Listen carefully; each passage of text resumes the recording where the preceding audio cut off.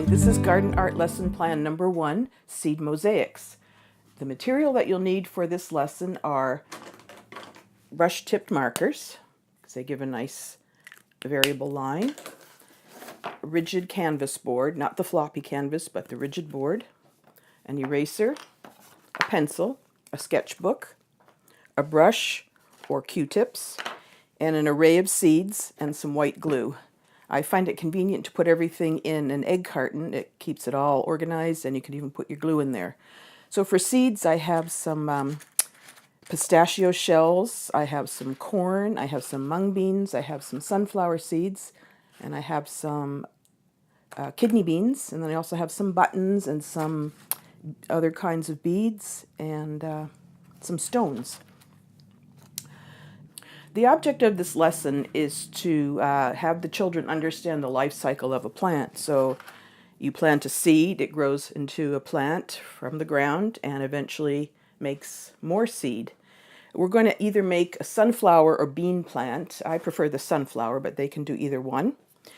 You can also talk about the parts of the plant, the seed, the stalk, the leaves, the roots, the flower, whatever, and what parts of plants that people eat. And they eat every part of a plant depending on the plant. You can eat the roots like a carrot, leaves like lettuce, the stalk like celery, the seeds like sunflower seeds, or the fruit like tomatoes or corn.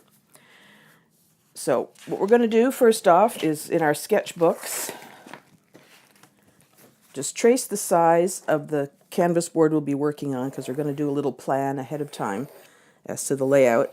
I find it useful for the kids to do a little planning, then they kind of get things in the right spot and they're not so frustrated.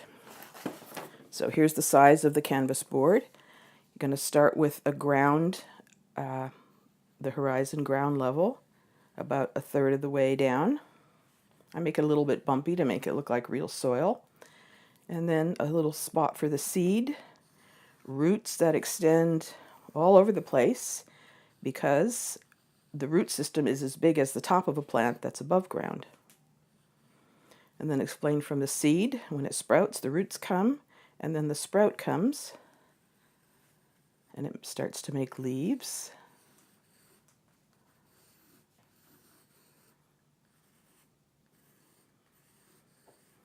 And then the sunflower. You don't have to make this really detailed. It's just to sort of get them oriented onto the canvas so they don't like start out down here or don't work too small. A lot of children have the tendency of working really small, and then there's this whole other space to fill. So once you have that all worked out, you just do the same little sketch on your canvas board. Really light though. There's my ground line, my seed with roots. You just make a suggestion because we're going to be going over all this with the marking pens. The stalk, the leaves,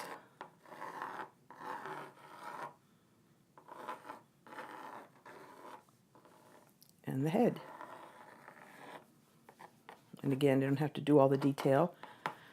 So now we know where everything's going to go on our creation. So for gluing, you can use either a Q-tip or a brush. The brush, of course, is washable. The Q-tips you throw away, so it depends on if you're interested in convenience or not making more garbage for the environment. So I'm going to use the brush because I don't want to make garbage for the environment. And the first thing you do is glue down your seed.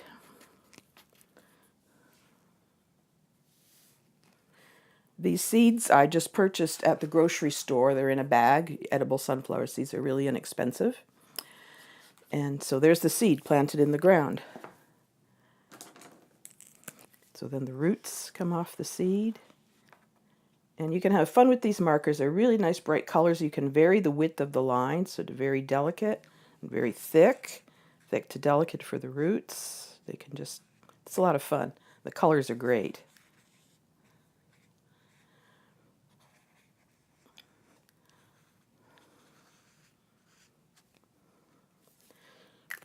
Okay.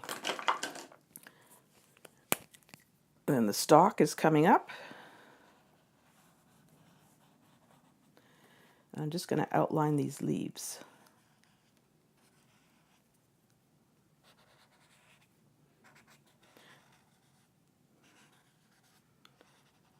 And this kind of gives you the boundaries for where you're going to be gluing your seed.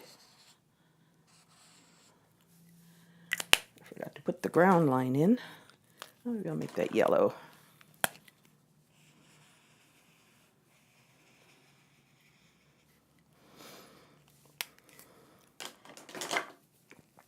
And with the little ones, if they want to do more drawing and less gluing, if they don't have the patience for gluing, that's fine too. But some of the older ones really get into making nice patterns with the seeds. Okay, so I'm going to put some seeds in the sunflower head to show the life cycle: seed, plant, and flower, and seed again.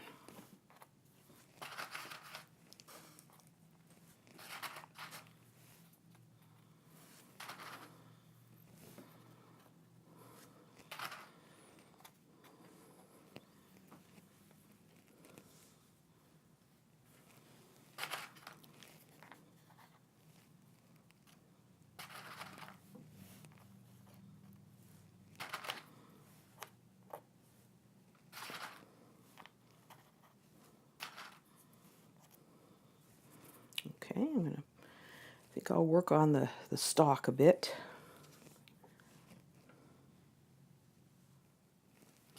Put some of these little green mung beans along the stalk, just because they look kind of neat.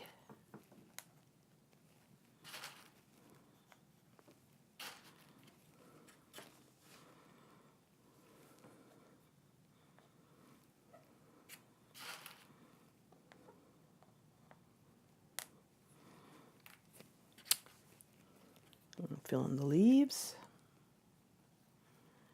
With a big area like the whole leaf, you can just take your seeds and just drop them in like that. You don't have to carefully place them.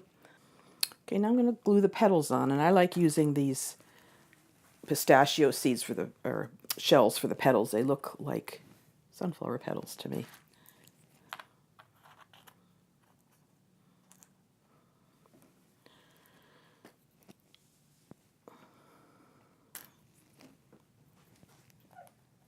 Okay, so there I have the head, and I think I'll put in some little beads in between there just to give it some color. Of these little red beads that I find really pretty.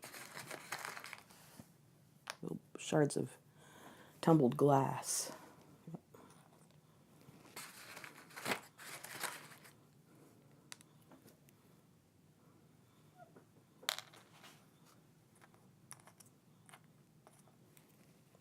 Reglue that. Don't worry about how much glue you put on because it dries clear and you won't really see it. It's better to put on more and not have your piece fall apart.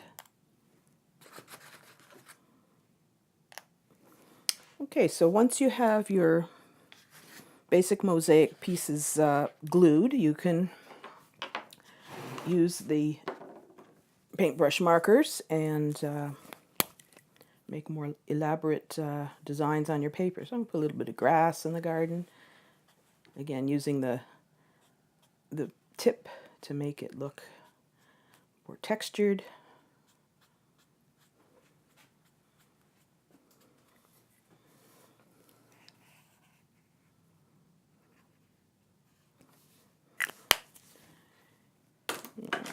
Some yellow in the ground. They can even draw worms or bugs in the ground. Some kids are really into that. I'm going to glue some stones in my ground so it looks like it's really in the earth.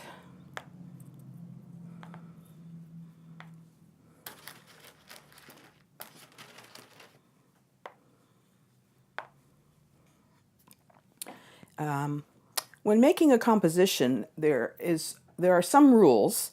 An odd number of things is more visually pleasing than an even number. So you notice I put 3 leaves. I put 1, 2, 3, 4, 5 stones. I don't know how many of those I put. It's a little bit different when you get into the higher numbers. But if you're making leaves or something like that, you know, do 3 or 5. That's not a stone. I think I'll put 7 stones. It's stony ground. Sunflowers like a lot of fertility, however. They might not do so well in really stony ground. Okay, I'm going to put some clouds in the sky.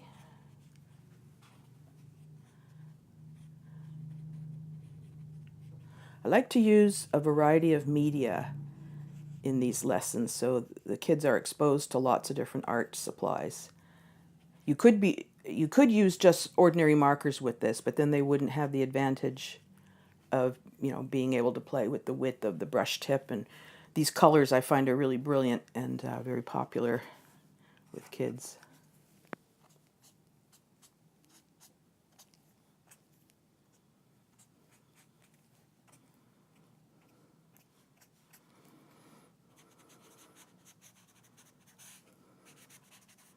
When I was purchasing seeds for the garden at the Boys and Girls Club, I purchased all kinds of vegetables, and we were talking about what we were going to plant. But several of the children mentioned, you know, they were kind of upset that I hadn't gotten any sunflower seeds. So that was a major oversight, because sunflowers are really a lot of fun to plant. Some of them get really big, and they like playing in the sunflower patch, and I find they're like little people in the garden. They're like flower people, or the kids think that way anyway. So don't forget to plant sunflowers.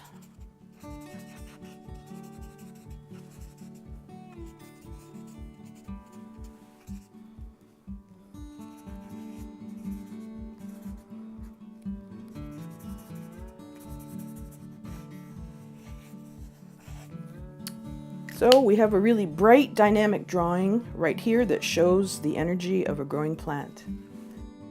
See you next time.